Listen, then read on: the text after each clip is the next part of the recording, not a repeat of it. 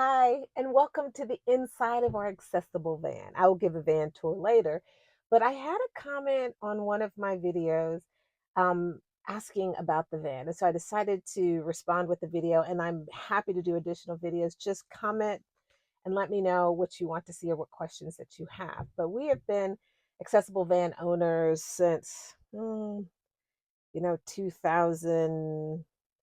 I think 9, and we've purchased from the same company twice now, Mobility Works, and I believe they're nationwide. So again, it's Mobility Works. I will link it. But there's lots to think about when purchasing an accessible van.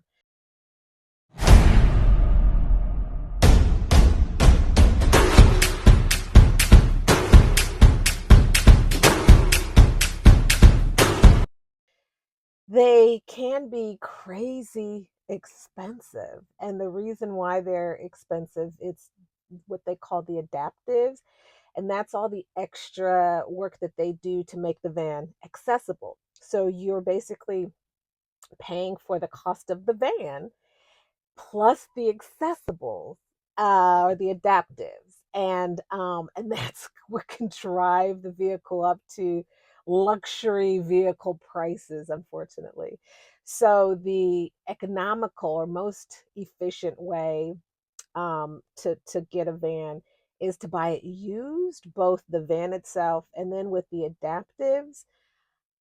You can get them used as well, meaning that the vehicle is used and you're buying it from a person who has previously used the adaptives, or you can buy a used van with new adaptives, meaning that the van is used and then you had a company, possibly Mobility Works, it's not sponsored, put down the new adaptives. And so with the new adaptives, the benefit there is that you get longer life, longer wear and tear opportunity versus however long the other person owned it for.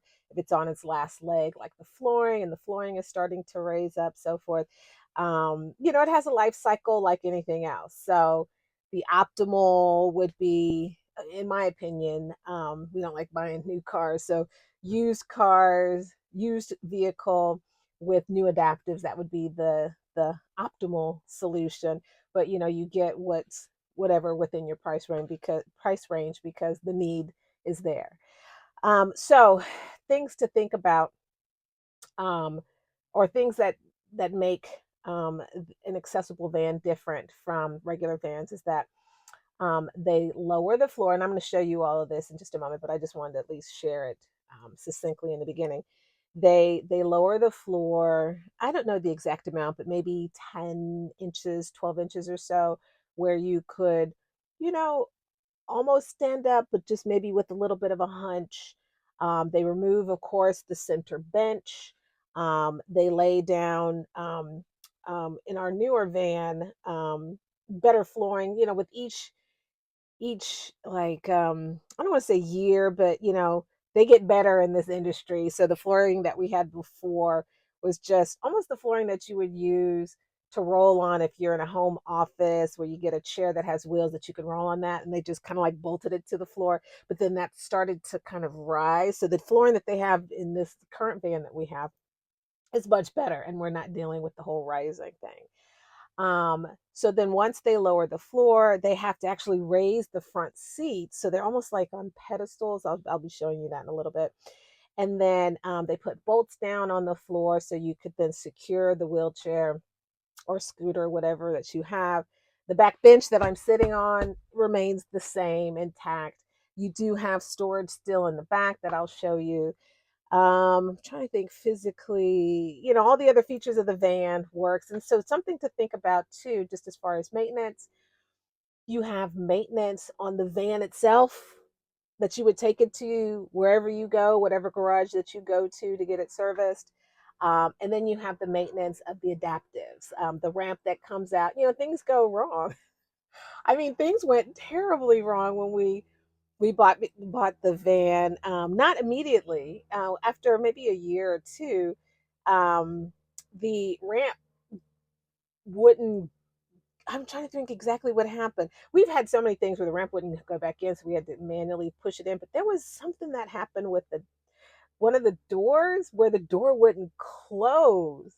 And my husband had to drive to the Mobility Works and he drove with the door open, like on the highway, on the freeway, on the beltway. And so the mechanic was shocked. He was like, "You drove here like this?" What choice do we have? I guess he could have towed it, but no, he was adventurous and drove with the door hanging open. But anyway, stuff breaks. It happens. And so it's not invincible. And so things need to be replaced. So, when the ramps are not working, we do have a ramp that you can purchase from Home Depot or so forth that we have available in the house that we bring out. And then, so we're able to get Wyatt up because, our son, the chair is heavy. The chair alone weighs 85 pounds. And then Wyatt, our son, is 100 plus, like low 100s. That's too much to try to raise at one time. So with the two of my husband and I, so you got to get creative. You have to have backup plans. But anyway, I got off the topic. So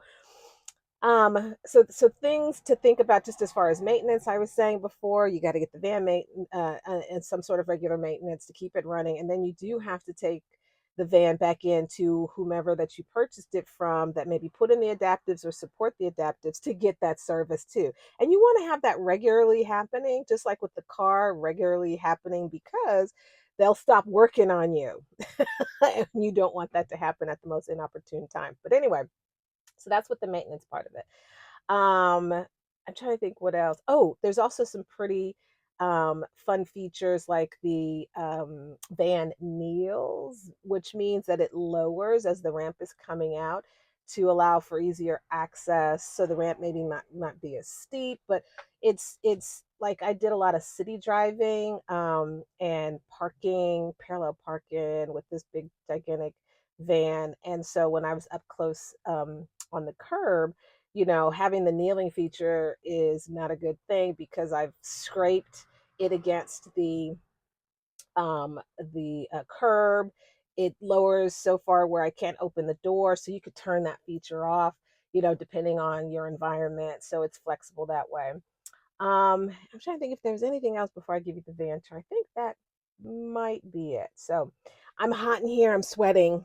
So anyway, let's get to the van tour. Here is our van. It's a Chrysler Town and Country.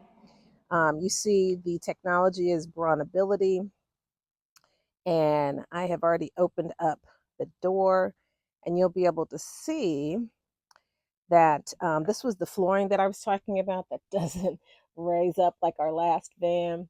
Also, too, I just wanted to show you how far they lowered the floor compared to the seats. So you see how the seats had to be raised up. You see how much further the floor is from the front seat and passenger seat, and they had to put them on like on pedestals.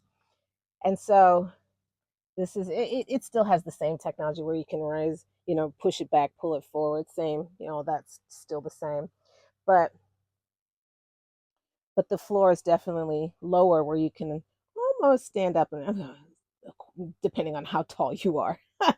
But anyhow, so we also have the bolts that then hook on to the wheelchair to make sure that Wyatt's not swinging back and forth in the back here. You can, put them, you can move this over and place them wherever you want them to be. Same thing, wheelchair restraints in the back. Um, and then the bench is the same, that was untouched.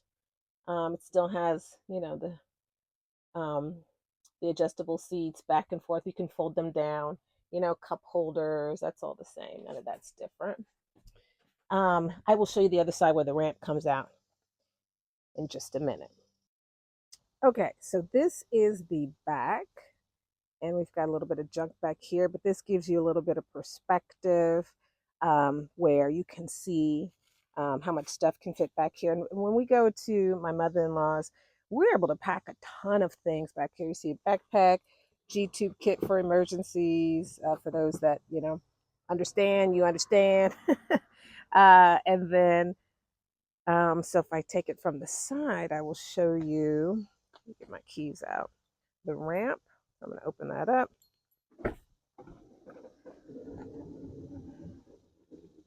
So you'll be able to see how the ramp comes out. Those lights that light up at night is really nice. And then it comes all the way out. And then you see, I'm just walking up the ramp, and I'll roll up wide in the ramp. And then here we go. So, and then that's the front. So, that's pretty much the extent of it. Let me show you the outside view. All right. But that's pretty much the extent of it. Thank you so much for watching. I came in from the heat. Let me know if you've got any questions about accessible vans or special needs journey or senior questions. I've become kind of an expert in those areas. But anyway, talk to you all later, and thanks for watching.